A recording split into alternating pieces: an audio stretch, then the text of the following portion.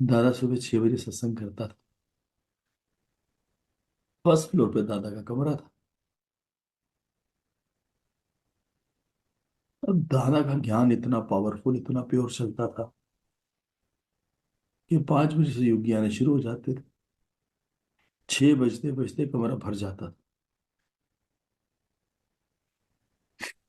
With थोड़े समय तक ऐसा होता ना, तो कुछ समय लगा ये लीला होने में। फिर कुछ योगी बाहर बैठने लगे। तो 2-3 योगी थे जो संपन्न थे। उन्होंने कहा दादा एक हॉल बनवा लेते हो, संगत पूरी नहीं आती। कमरा भर जाता था। योगी जो होते थे वो कमरे के बाहर, दहलीज के बाहर बैठना शुरू हो। तो एक दो संतों ने कहा कि हम मिलके एक हॉल बना देते हैं दादा को, संगत बढ़ गई है। तो दादा के आगे ये परामर्श रखा, दादा हॉल बना देते हैं। दादा ने कहा माया आ गई। दादा ने कहा माया आ गई। कौन कह सकता है ऐसे, जिसको कुछ नहीं चाहिए? कौन कह सकता है ऐसे, जो केवल अपने उद्धार के लिए बैठा?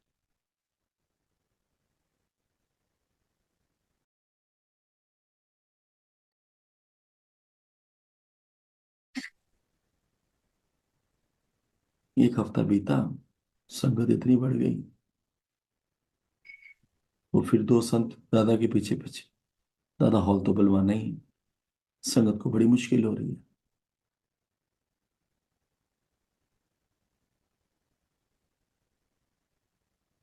संगत भगवान रूप है, ये दादा को बोल रहे हैं। दादा को बोल रहे हैं ये। दादा ने कहा ये माया स्ट्रांग हो गई है। जिस जो योगी 5 बजे आते थे, उनके साथ सारे योगी 5 बजे आने लगे आगे बैठने के लिए।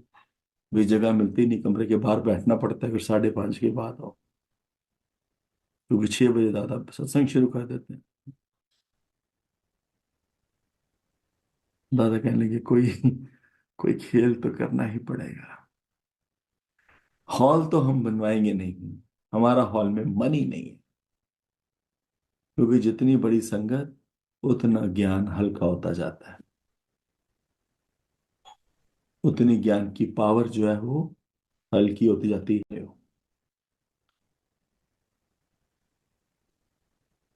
फक्र करो, अपनी किस्मत पर नाज करो कि लक्ष्मी भगवान जैसा आपको परमात्मा स्वरूप ब्रह्म ज्ञानी सतगुरु मिला है, जिसकी वाणी से हम दिन प्रतिदिन कृतार्थ महसूस कर रहे हैं। हमारे जीवन में शांति, हमारे जीवन में मौन, हमारे जीवन में दृष्टा भाव, हमारे जीवन में एक्सेप्टेंस, ये सब आ रही है।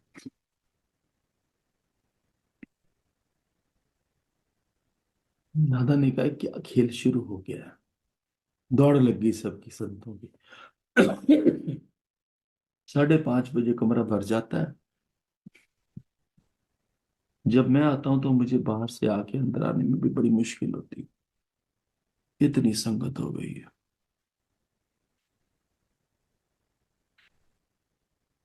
4 बजे उठ गया एक दिन दादा। ये सोच लगी, आपको पता है सारी लीला गुरु की होती है, और जो बैठा होता है ना सामने, उसका तो केवल नाम ही आता है। लीला तो लीलाधारी की होती है, उसको खुद को भी नहीं पता होता क्या लीला होने वाली है। हर बार ऐसा ही होता है। जिसका गुरु सिरमौर है, पुरजोर है, महाबली है, सारी खेल वही करता है। जैसे हमारे इस भगवान जी के दिव्य सत्संग में सारी लीला हमारे सतगुरु की होती है। इस मूर्ख का तो कुछ पता ही नहीं। ये क्या खेल होगा ये? और दादा के गुरु ने कृपा करी दादा के ऊपर। जैसे ही दादा कमरे से बाहर निकला और ऐसे कॉरिडोर में घूम रहा था, तो बगल वाले कमरे के बाहर रात को उन्होंने नॉन वेजिटेरियन कुछ खाया होगा, तो हड्डियां पड़ी थी पेपर प्लेट पे, और दारू की बोतल खाली पड़ी थी। दादा कहते मिल गई बात। दादा ने वो कागज उठाया, मतलब खिसकाया ऐसे, और ऐसे सा खिसका के अपने दरवाजे के बाहर कर दिया, हड्डियों वाला।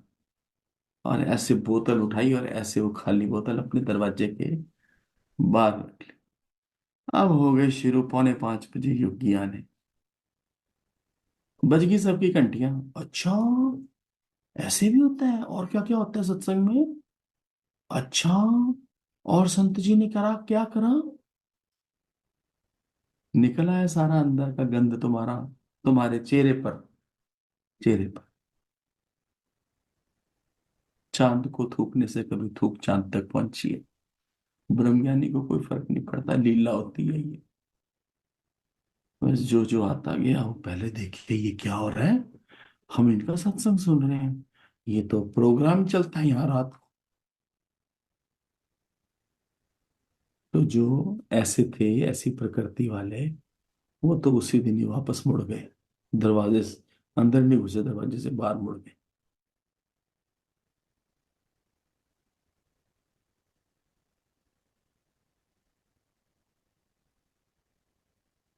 हाल 15 सीटों से खाली रह गया कमरा।